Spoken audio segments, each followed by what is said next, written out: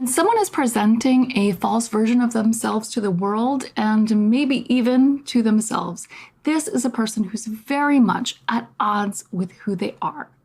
In a nutshell, this is a narcissist. And if you've ever gotten close to a narcissist, I am going to bet you are going to relate to most, if not all, of the 7 ways a narcissist is a walking contradiction. Let's get to it. Welcome to the Common Ego community. My name is Christina. On this channel, we talk about emotional abuse, narcissism, and self-development.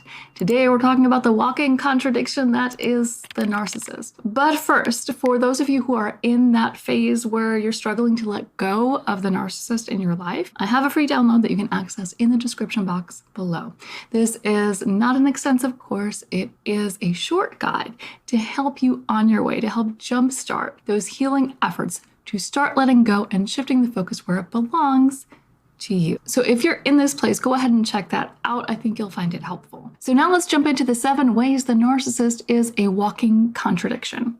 And the first one, I know that you're going to relate to. The first one is that they hate drama, but it seems to follow them around wherever they go, doesn't it? It's a funny thing, right? But see, what's going on here is 2 things. Number 1, there's something called reactive abuse that narcissists are very, very good at triggering. So what reactive abuse is, it isn't actual abuse, but it can be abusive behavior. So let me explain. Imagine you're in a situation where the narcissist is triggering you on purpose, mind you. They are trying to get a reaction out of you, and you're maybe trying not to give it to them, but you almost can't help it. Their behavior has you angry and frustrated. Maybe you're in front of people and you feel like you have to defend yourself. So you jump into attack mode and your behavior looks abusive, even though it's the other person who's really pulling the strings. So they can point to you and say, look at all this drama. I don't want this drama in my life. But really, the truth is they do, and they're the ones causing it. They really feed off of that drama, but they claim to hate it. Another reason that drama follows the narcissist around is that they like to keep secrets, and in general, their behavior can be triggering. So even if their main motivation is not to trigger you, their behavior, just their existence can be triggering because of how they conduct themselves. A very common and perfect example is when a narcissist is involved in a love triangle and everyone involved finds out what's really going on. So there's going to be a whole lot of drama there, right? And they're going to point to all the other players and say, look at you, you're dramatic. Look at you, look at all this drama. I told you I didn't want this drama in my life. But really, the drama wouldn't be there if they didn't behave, if they didn't conduct themselves in the way that they do. And I want to point out that in hindsight, it becomes very obvious. But when you meet somebody who's highly narcissistic, they may even tell you that they are not about that drama. I can't stand drama. They'll make a point to tell you about it, and they kind of like almost go over the top. This is actually a form of conditioning, because when you first get into a relationship with someone, even if it's a friendship, and you really like this person and you want this person to like you, you hear that they can't stand something, right?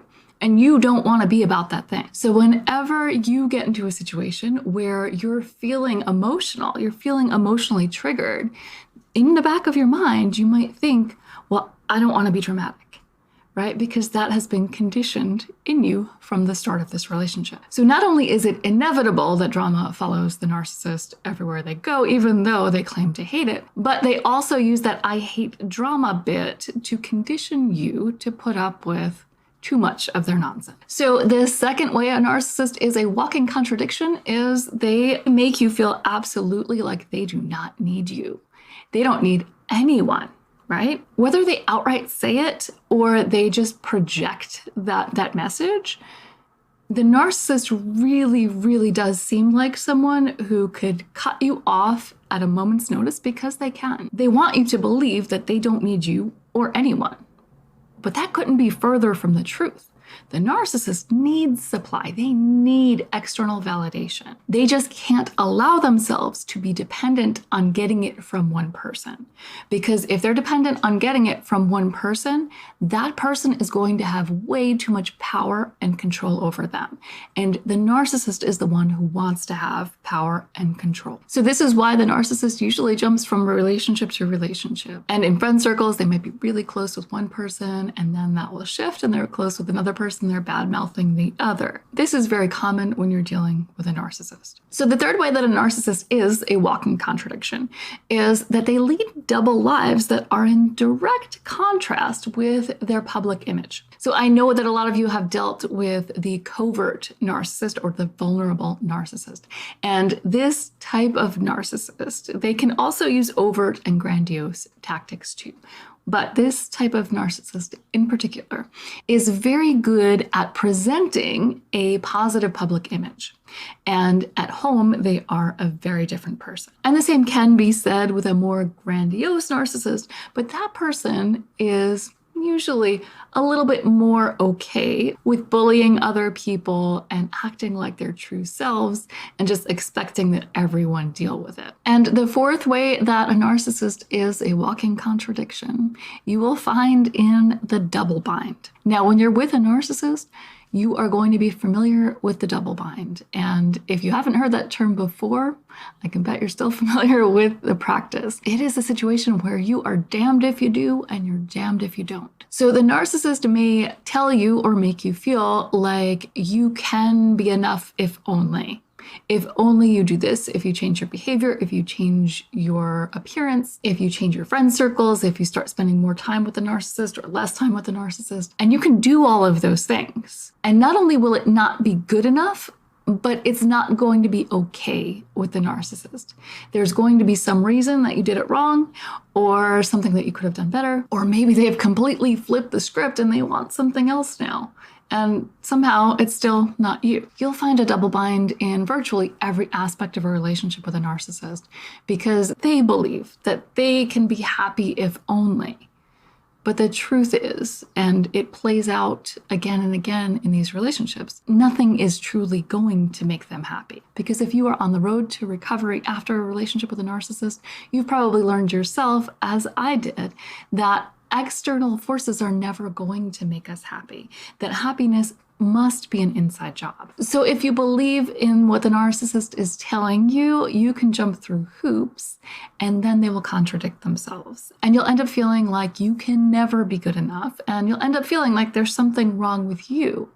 But really, it is the contradiction of the narcissist. And the fifth way that the narcissist is a walking contradiction is that they are moral gatekeepers, but they don't follow the rules. So a narcissist, for example, might be a gatekeeper of the Bible. Their interpretation of those words is the only way. And should you dare to say anything that they would perceive as wrong, they're going to correct you and shame you for it. If you live your life in a way that they perceive as wrong, according to whatever moral code that they claim to be living by, they are going to correct you and they're going to shame you for it. However, they do not follow this moral code. They absolutely don't follow it themselves. And if you were to attempt to shame them for it, as they would do to you, you're going to be met with narcissistic rage, which can be scary. The sixth way that a narcissist is a walking contradiction is that they can dish it out, but they can't take it, can they? This is something that you're going to notice early on in a relationship with a narcissist. And you may not see it as a problem right away. But the narcissist is very comfortable with making fun of other people, putting other people down, pointing out other people's faults. But everyone else has to walk on eggshells around this person. It becomes very clear that this person who is the first one to point out someone else's faults cannot handle it when somebody does it to them. So if you have something constructive to say, even if you are walking on eggshells about it, there's a good chance they're going to rage out at you for it. And the 7th way that a narcissist is a walking contradiction is that their actions and their words are never aligned. This can present itself in small ways, and it can present itself in some pretty big and important ways too. So we talked about how narcissists are moral gatekeepers, but they don't live by those rules, right? So their words are saying one thing, their actions are saying another. Do as I say, not as I do. Not that they take responsibility for any of the stuff that they do. But if you've gotten really close to a narcissist, there is one thing, there's a big way that this presents, and that is in the words, I love you. So the narcissist will tell you that they love you, but they don't act like it. And I have a video about closure where I talk about this in depth. And it's about finding your own closure by paying attention to the narcissist's actions instead of their words. So in this video, I attempt to translate the actions into words, and we explore what it might feel like if someone literally said those words to you. Would it feel like closure? I think for most of us, it would. So I am going to pop that video right over here. And if you are struggling to let go of a relationship with a narcissist, if you're still ruminating, if you still feel like you need closure, I highly suggest you watch that one. And I will see you next time.